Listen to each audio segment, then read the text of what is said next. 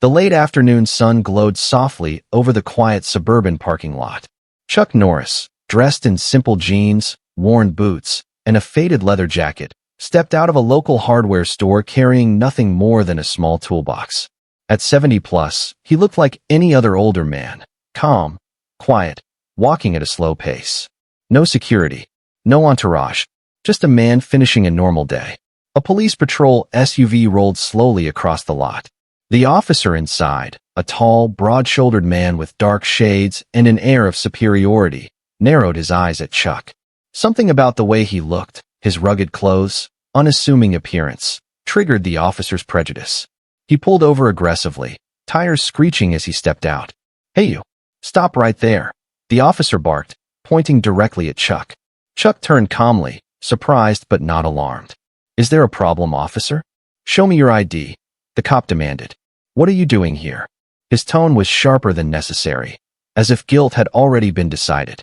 Chuck lifted the small toolbox slightly. "Just picking up some tools," he said politely. The officer scoffed. "You expect me to believe that? You got something else going on.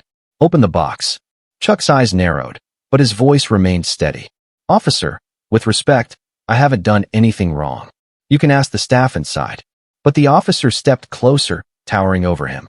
"Don't get clever with me. Hands behind your back." Several bystanders noticed the sudden tension. A woman whispered, "He's not doing anything." A couple of teenagers nearby pulled out their phones and started recording. Chuck looked at the officer, still composed. "You're making a mistake." But the cop wasn't listening. "Quiet," he snapped. "You're under investigation." The officer reached for his cuffs. Chuck didn't resist. He simply said, with unnerving calm, "Be very sure you want to do this." The officer smirked, not realizing he was handcuffing one of the most skilled martial artists in the world, former Special Forces, black belt, Hollywood legend. But in that moment, to him, Chuck Norris looked like just another old man. What he did next shocked everyone standing there. The metallic click of the handcuffs echoed subtly through the parking lot as the officer locked Chuck's wrists behind his back. Chuck didn't tense or struggle. He simply exhaled slowly, his face calm, yet unreadable. A few passers-by stopped walking, their eyes drawn to the escalating situation. Something felt wrong, even to those who didn't know who the handcuffed man was. "Walk," the officer ordered. Chuck took a step forward, unhurried. "Faster," the cop snapped. Chuck looked back over his shoulder. "I'm complying, officer." The cop rolled his eyes. "Yeah, well you better." A woman standing beside her car muttered under her breath. "Why is he treating him like that?" Another man shook his head. "Guy looks harmless. What's the issue?" But the officer seemed intent on proving dominance. He pushed Chuck against the police SUV a little harder than necessary. "You're acting suspicious. You look like someone who might be involved in recent thefts around here," the officer said. Chuck raised an eyebrow slightly. "Suspicion based on what?" "My clothes." "Based on my judgment," the officer shot back. Chuck didn't respond. His silence almost irritated the cop more than any argument would have. A younger bystander stepped forward cautiously. "Hey man, why are you arresting him?" "He didn't do anything. I saw him walk out of the store." The officer turned sharply. "Back off. This is police business. You want to get involved too." The young man raised his hands defensively and stepped back, but continued recording. Now more phones were out. Several people gathered, murmuring in confusion and discomfort. Chuck stood upright against the SUV, despite being handcuffed. He was quiet, composed, almost too composed. "Look," he finally said, "I've lived long enough to know arguing right now won't help. But you've got to understand, people watching you treat a man without cause, that affects trust." "Oh, trust me," the cop replied mockingly. "People know I'm doing my job." Someone from the crowd responded loudly. "Does your job include handcuffing old men buying tools?" Laughter and agreement rippled through the witnesses. The officer clenched his jaw. He leaned in closer to Chuck and whispered, "You keep quiet. Because if you're not who I think you are, this is going to go badly for you." Chuck looked at him steadily. "I'm exactly who you think I'm not." The cop paused, confused. Before he could ask what that meant, another police vehicle pulled into the parking lot. A second officer stepped out, observing the crowd and the tension. A store employee hurried out with him, waving his hands. "Officer, that man didn't do anything," he yelled, pointing at Chuck. "He just paid and walked out. He's a regular here." The arresting officer kept his back turned. "I'll handle this," he growled. The second officer looked more concerned. "There's no report fitting his description." "What's the charge?" "No charge yet," the first officer replied. "Detaining until confirmed." "That's not how detainment works," the second officer cautioned. The first cop turned aggressively. "Are you questioning?" But before further argument, Chuck quietly spoke. "If this continues," he said calmly, "I request you call your sergeant." "Don't tell me how to do my job," the cop said sharply. "I'm not," Chuck continued. "But you're going to wish someone advised you sooner." The crowd murmured even more. Chuck's unusual confidence while handcuffed only added to the mystery. The second officer stepped closer, studying Chuck's face. He squinted. "Sir, have we met before?" he asked. Chuck didn't answer. The first cop rolled his eyes impatiently. "You two figures this out," he muttered, and turned back to the crowd. "Everyone stop recording, or I'll confiscate phones." The crowd erupted defensively. "You can't do that. This is public property. He has rights." Tension spiked. Chuck gently spoke again, his tone firm but calm. "Officer, you're only making this worse." "Worse for who?" The cop muttered sarcastically. Chuck looked straight ahead. "For you." At that moment, the crowd leaned in. Something in Chuck's voice had changed, something subtle but powerful. The second officer whispered to the first, "Maybe you should." But he was cut off. The first officer, flustered, reached for his radio. "Dispatch, I've detained a..." Before he could finish, a man from the crowd stepped forward cautiously, pointing his phone camera right at Chuck. Do you all have any idea who that is?" he asked loudly. Everyone turned toward him. The officer frowned, confused. The bystanders slowly smirked. "You just handcuffed the wrong man. Have you ever seen someone abused by authority? Comment below where you're watching from, your city or country." The silence following the bystanders' words felt heavier than the handcuffs around Chuck's wrists. The officer froze for a moment, but quickly recovered, brushing the comment aside. "Doesn't matter who he thinks he is," the cop barked. "Right now, he's under investigation." But the second officer wasn't convinced. He looked more closely. There was something familiar about the man standing quietly in cuffs, posture tall, gaze unflinching. Something didn't add up.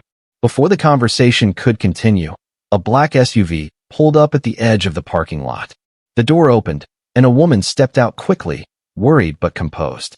It was Chuck's wife, followed by a teenage boy, his son, who looked confused and afraid. "Dad," the boy whispered. She hurried over, eyes widening as she saw Chuck restrained. "What on earth is going on?" she demanded. The officer stepped between them. "Ma'am, stay back. He's being detained." "Detained for what?" she fired back. "My husband didn't do anything." The cop hesitated. "We suspect." "You suspect what?" she cut in, voice rising. "Buying tools for home repair." Chuck spoke softly. "It's okay." "No, it's not," she said, tears forming. "They can't treat you like this." Chuck looked her in the eyes, calm. "Let it play out." His son clenched his fists. "Dad, why don't you just tell them who you are?" Chuck shook his head slightly. "Character is revealed under pressure, not position." The officer scoffed. "He can reveal whatever he wants at the station." The crowd murmured angrily. "You're really dragging an old man to jail for buying a screwdriver? This is harassment. You're going too far." The cop glared at them. "Anyone interfering will be arrested." Chuck's wife stepped forward. "Officer, I'm telling you, you're making a serious mistake." But the cop was unraveling. His voice grew louder, harsher. "Enough. Get in the car," he ordered Chuck. The second officer spoke firmly. "That's not procedure. He hasn't resisted. No charges. We should verify." "Back off," the cop snapped. "I'm handling this." In that moment, something shifted. Chuck straightened his posture. Even handcuffed, he radiated calm strength. "Officer," he said quietly, but each word carried weight, "I won't resist. But I won't be bullied either." The cop stepped closer. "What are you going to do about it?" Chuck's gaze was steel. "I won't raise my hands," he said. "But you should question why a man with no fear isn't fighting back." The officer swallowed, unease flickering across his face. "More phones recording now," a man in the crowd whispered. "Why does he seem so confident?" Chuck's wife spoke gently, voice trembling. "Because you still don't know who he is." The cop ignored her. "Enough talk. You're coming with me." He reached to shove Chuck into the SUV, but Chuck didn't budge. "I will walk," Chuck said calmly. but only after you remember something. What? The officer sneered. Chuck leaned slightly forward, eyes locked on his.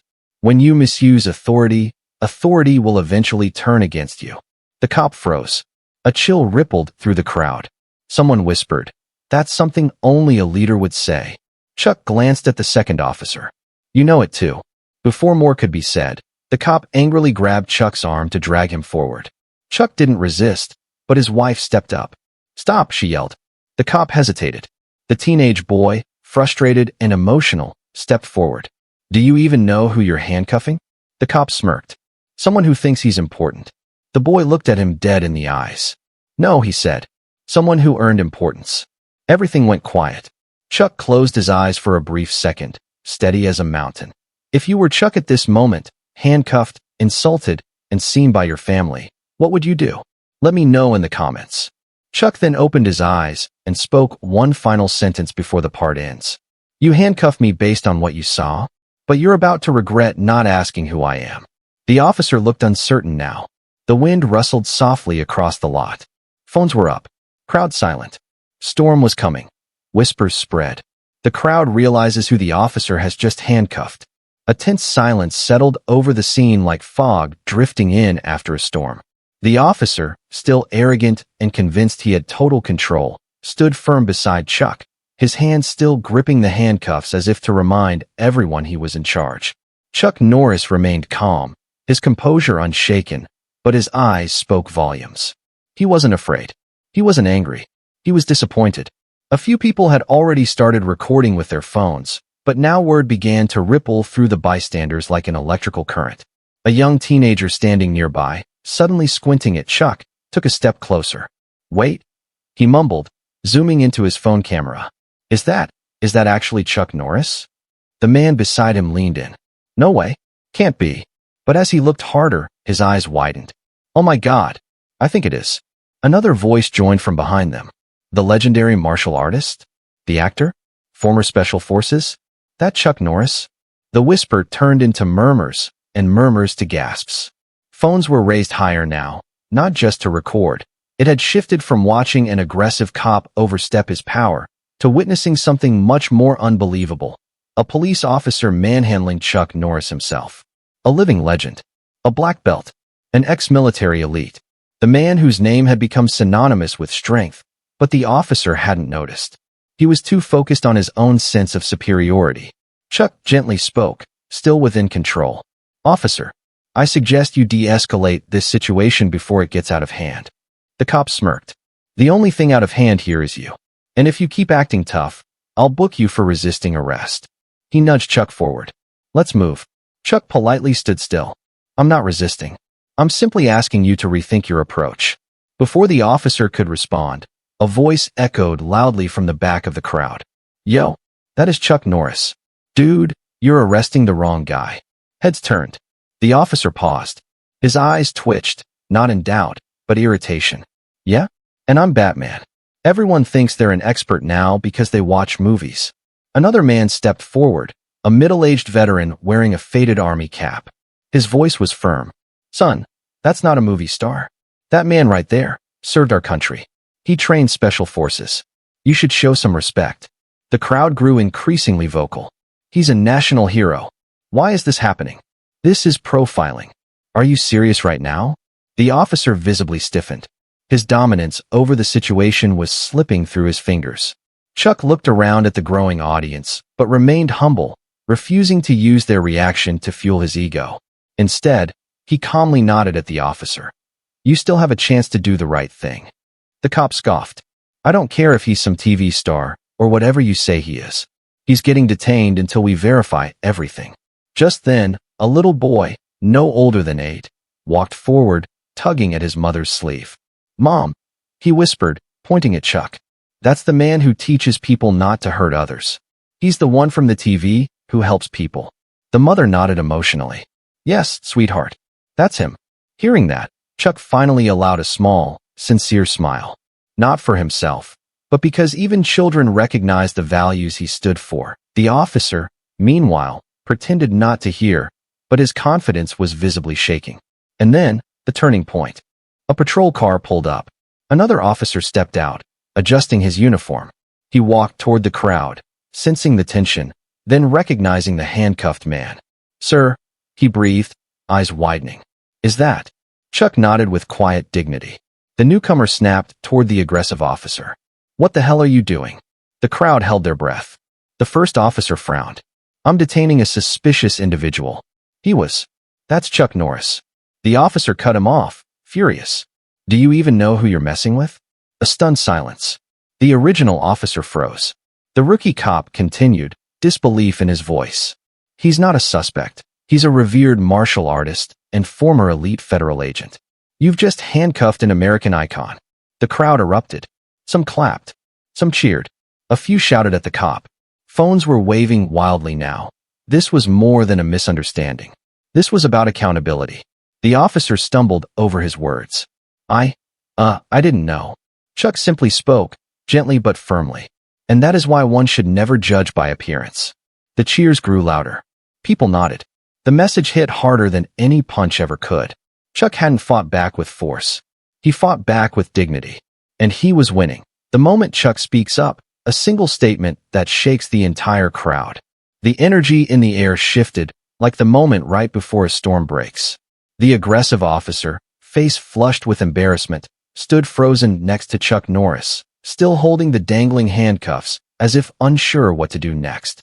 The second officer, respectful and visibly concerned, quickly moved toward Chuck.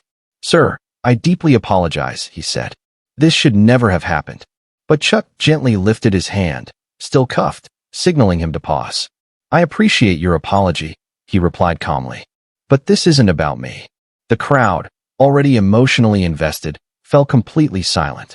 Even the ones who had been whispering put their phones down slightly, realizing something important was about to be said. Chuck slowly looked around, his eyes scanning each face. Young, old, men, women, people from different backgrounds. "This," he continued, "is about how we treat people. Not just famous faces or powerful names. Everyone. Even those who didn't know who Chuck Norris was could feel the weight of those words." The aggressive cop attempted to defend himself. "Look, I was just following procedure." He looked. Chuck pivoted slightly. "He looked what?" The cop hesitated. "Suspicious." "Suspicious how?" Chuck asked gently but firmly. "Because of his clothes? His quiet demeanor? Or because you assumed something based on appearance alone?" The officer swallowed hard. He had no answer. Chuck didn't raise his voice. He didn't point fingers. But the firmness in his tone now felt like a man who had led soldiers, guided teams, stood against fear countless times. "I've spent years training," Chuck said. "Not just physically, but mentally. And the greatest strength isn't what you can do with your fists, it's what you can do with your judgment." The crowd slowly began nodding. "Respect isn't given because someone is famous," Chuck continued, his voice steady. "Respect is a basic right." A woman from the crowd, visibly moved, spoke softly. "You're right." The aggressive cop looked down, shame creeping through his posture. But Chuck wasn't done. He stepped closer, still handcuffed, still composed. "I serve this country. I stood beside men and women who risked everything for justice." He paused. "And justice doesn't start with authority. It starts with humility." Suddenly, the whole crowd erupted in applause, not cheering like it was a performance, but clapping like they were honoring a truth that had been spoken aloud. The aggressive cop's hand trembled as he unlocked the cuffs. Chuck rubbed his wrists but didn't gloat, didn't smile. "Officer," he said softly, "I'm not here to embarrass you. I'm here to remind you. Your badge represents protection, not intimidation." The officer whispered, eyes down, I understand." Chuck nodded. "Good. Then show that understanding through your actions. Starting today." The second officer stepped forward and saluted, not out of obligation, but out of respect. The crowd followed with a symbolic gesture, placing their hands over their hearts. And then, the moment that made the video go viral. Chuck looked directly at the cameras and spoke to the viewers. "If you are watching this," he said with calm fire, "remember, never underestimate quiet strength. Never misuse power. And never judge a person before you know their story." Phones trembled as people recorded, knowing this clip would explode across every platform. Engagement break, for script use. Backhand index pointing right. Have you ever seen someone discriminated or judged unfairly? Tell us in the comments. And type respect if you believe dignity should come before authority. The aggressive officer, finally overwhelmed, looked at Chuck with sincere remorse. I was wrong, he admitted. I'm sorry. Chuck nodded once. Then grow from it. That's how strength is built. He turned away from the officer and walked toward his vehicle. Slowly, the crowd parting respectfully, like he was a general returning from battle. But just before stepping inside, Chuck paused, turned back, and delivered one last line that would become the title of countless reaction videos. Strength isn't in how hard you can hit, he said, but in how well you can stay calm when others lose control. A hush fell over the audience. Then, massive applause. Emotion. Power. Silence. Then cheers. And that was the moment. Chuck Norris won the fight without raising a single fist. His identity fully revealed. The crowd reacts. The officer faces consequences. Chuck delivers a final lesson. As the echoes of applause reverberated across the street, the scene shifted from shock to sheer admiration. The aggressive cop, now visibly shaking, stood motionless. The second officer, realizing the gravity of the situation, immediately took charge. Officer Daniels, he said sternly, addressing the aggressive one, step aside. We'll discuss your conduct after we ensure Mr. Norris is all right. The crowd leaned in, some still recording, others simply mesmerized by how one man's calm strength had turned an explosive scenario into a powerful lesson. A representative from nearby law enforcement, ranking higher than both officers, arrived moments later. He recognized Chuck instantly and hurried forward. Sir, I am deeply sorry for what happened here today, he said, his tone respectful. You should never have been treated this way. Chuck gave a nod. It's not about how I was treated, he said quietly. It's about how anyone could have been treated like this. The senior officer looked at him, sincerity crossing his face. You're right. He turned to the aggressive cop. Daniels, remove your badge and step into the vehicle. Internal Affairs will investigate this immediately. You've violated protocol, and worse, you've undermined what this badge stands for. Gasps rippled through the crowd. The aggressive cop looked stunned, eyes darting from his superior to Chuck. I didn't know, he looked. Chuck slowly stepped forward. It's not about who I am, he said, voice low but penetrating. It's about what you chose to see. That single line hit harder than any cinematic fight scene. The crowd applauded again, but this time, it wasn't just for Chuck Norris, the martial artist. It was for Chuck Norris, the voice of reason. A teen who had been filming turned his camera toward the viewers and whispered emotionally. This man just shut down racism, without throwing a punch. If you believe power must come with responsibility, type humility in the comments. And tell us, where in the world are you watching this from? As Chuck walked toward his vehicle, several people from the crowd, veterans, athletes, everyday citizens, stepped forward to shake his hand. One elderly man, tears in his eyes, said, Sir, you have no idea how many people needed to witness this today. Chuck placed a reassuring hand on his shoulder. We all need reminders. Even me. A young girl stepped up timidly. Mr. Norris, can I give you something? She handed him a small folded paper. It was a handwritten note. Real strength is protecting others. Chuck smiled, the kind of genuine smile that didn't come from victory, but from impact. He turned back one last time toward the officers and the crowd. I've been in arenas. I've faced trained fighters. But the toughest battles aren't always physical. A hush spread across the onlookers as he continued.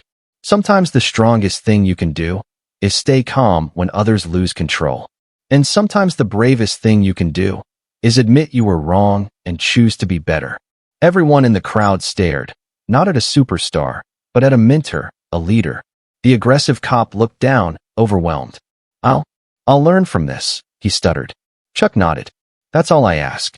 Moments later, a patrol SUV gently escorted the officer away, not as a public humiliation, but as the first step toward accountability. Police body cams, citizen videos, and news crews captured everything. Within hours, the clip went viral. Man arrested by racist cop. Turns out to be Chuck Norris. He won without throwing a punch. Lesson in humility goes global. Across social media platforms, millions praised Chuck's restraint and dignity. Hashtags like hashtag respect before power, hashtag Chuck Norris lesson, and hashtag justice with honor flooded the internet. Chuck quietly stepped into his SUV. His driver, a former military colleague, smiled at him through the mirror.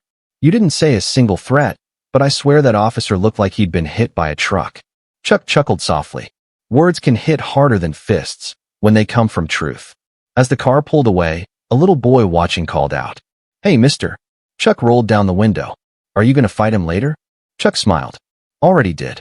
The boy tilted his head. "But you didn't even hit him." Chuck looked ahead. "I didn't need to." The story goes viral. The world reacts and Chuck delivers one last message. Within hours, the footage of the incident was everywhere. Clips circulated across TikTok, YouTube Shorts, Instagram Reels, and major news platforms. The title was irresistible. Racist Cop Handcuffs Chuck Norris. What he did next shocked the world. CNN, BBC, Fox News, and even international outlets picked up the story. People across continents were not just amazed, it hit them deeply. They didn't see a fight. They saw leadership through restraint. Comments poured in from all corners of the world. This is how real men handle confrontation. Germany. He didn't swing. He didn't shout. He educated. Philippines. Power means nothing without character. USA. He could have broken that guy in 2 seconds. Instead, he broke his arrogance. Brazil. The video reached 50 million views in 24 hours, trending #1 on every platform. People stitched the moment Chuck said, "Strength isn't in how hard you hit, but in how well you stay calm when others lose control." That line alone became a movement. Students quoted it in classrooms. Coaches used it to motivate athletes. Veterans shared it to describe true discipline. Even police departments referenced it in training sessions. The aggressive officer, now publicly identified as Officer Ryan Daniels, received an immediate suspension pending investigation. But something unexpected happened. He released a statement. "I was wrong. I let prejudice make decisions for me. Chuck Norris didn't destroy me. He helped me realize I needed to change. I apologize to him and to everyone watching. I will use this to become better." Some were skeptical, but many respected the humility. Even Chuck himself, when asked by reporters, commented, "Accountability isn't about punishing the past. It's about choosing a better future." That quote was replayed repeatedly across news channels. 2 days later, Chuck posted on his official social media a picture of a quiet sunrise with his words overlaid. "Peace is not the absence of conflict. It's the presence of control. Chuck Norris." In the caption, he wrote, "I didn't stand firm because I'm strong. I stood firm because I believe everyone deserves respect, no matter how they look." If you support dignity over ego, type respect and share this story to remind others. Within minutes, hundreds of thousands of people commented respect. His message received over 18 million likes, including public reactions from athletes, actors, military officials, and world leaders. One U.S. senator even said, "Chuck Norris is not just a fighter. He is a teacher." If you believe no one deserves to be judged by appearance, type respect in the comments right now. And let me know, where in the world are you watching from? Subscribe for more inspiring real-life hero stories like this one.